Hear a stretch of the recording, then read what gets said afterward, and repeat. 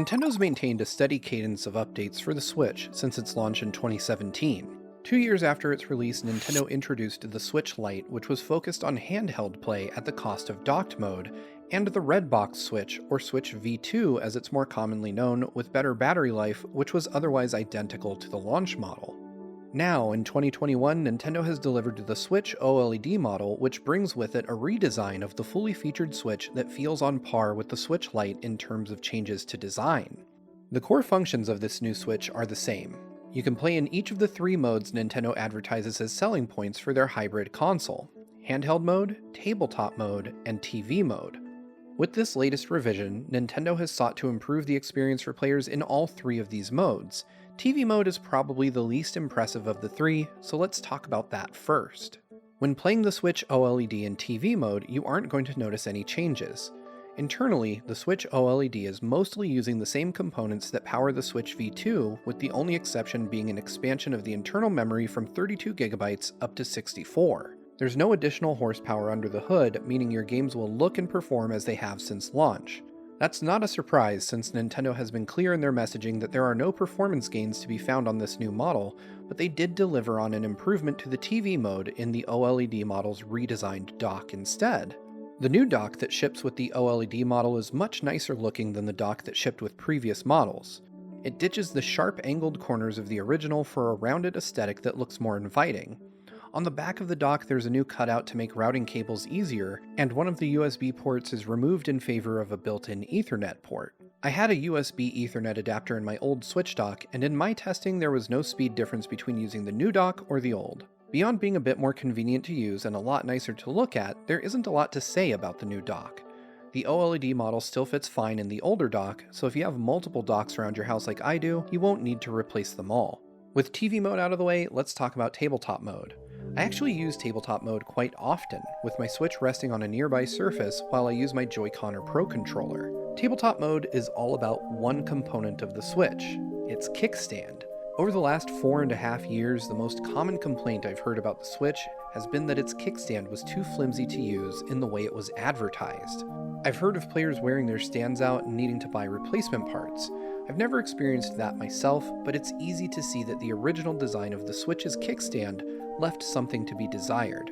Fortunately, Nintendo has addressed this shortcoming in the OLED model in the best way possible. Rather than a narrow piece of plastic, Nintendo has added a wide piece of metal that runs the length of the console and is adjustable to nearly any degree. It's a design reminiscent of Microsoft's Surface products and is a welcome addition to the console. I've used it to play Metroid at my desk while I'm drafting scripts or doing other work.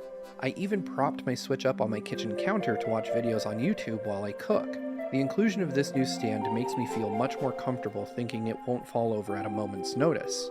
If we really want to talk about the Switch OLED, however, we need to talk about handheld mode.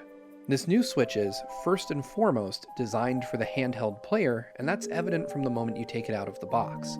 Thanks to that metal kickstand and the larger 7-inch screen up from 6.2 on the original model, the Switch OLED feels like a premium product. Even when the console is off, the screen blends seamlessly into the bezel.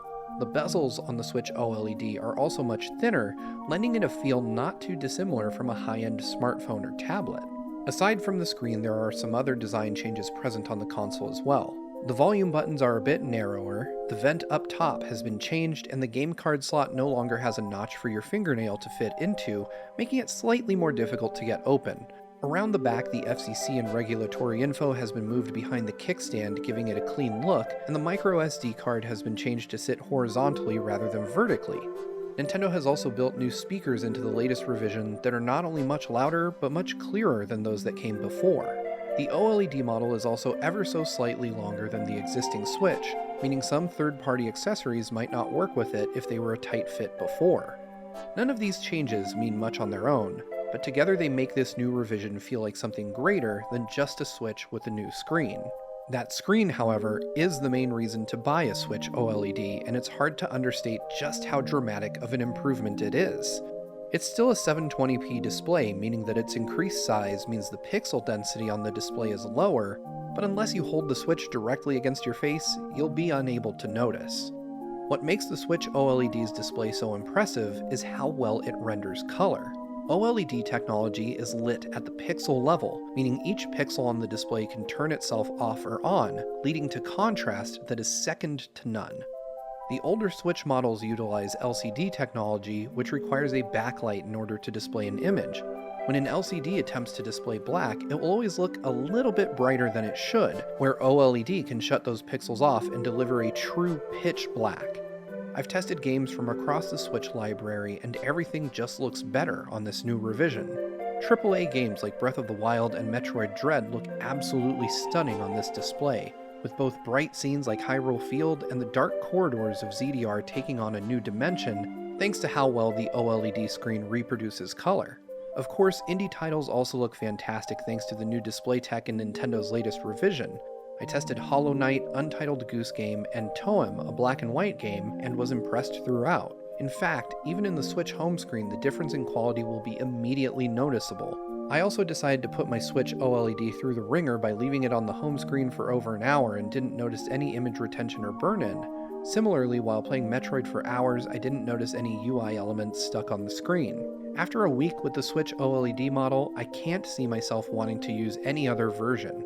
I fell in love with the Switch Lite in 2019 thanks to its form factor, but the OLED model's display coupled with its no-compromises design has brought me back to being a single Switch user. Not only that, but I find myself playing in handheld mode more often, thanks to the fact that my games now look just as good in handheld mode as they do on my OLED TV at home. If you haven't bought a Switch yet, the choice is clear.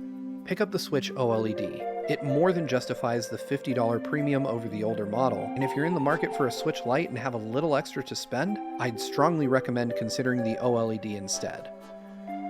If you already have a Switch, you might be keen to write off the OLED model, but I think you should still go see one in action for yourself. Seeing footage of games being played on camera doesn't do the quality of the screen justice, and it doesn't convey just how good it feels to play games on it. The OLED model is, at least for now, the best hardware Nintendo has ever produced. That wraps up my review of the Nintendo Switch OLED model. As always, thank you so much for watching. Make sure to subscribe to GVG for more reviews just like this one. We're fully Patreon funded, so if you could head on over to patreon.com/gvgaming to find out how you can support us there, it would mean a lot. Ring that notification bell to be the first to know each time a new video goes up, and I will see you next time.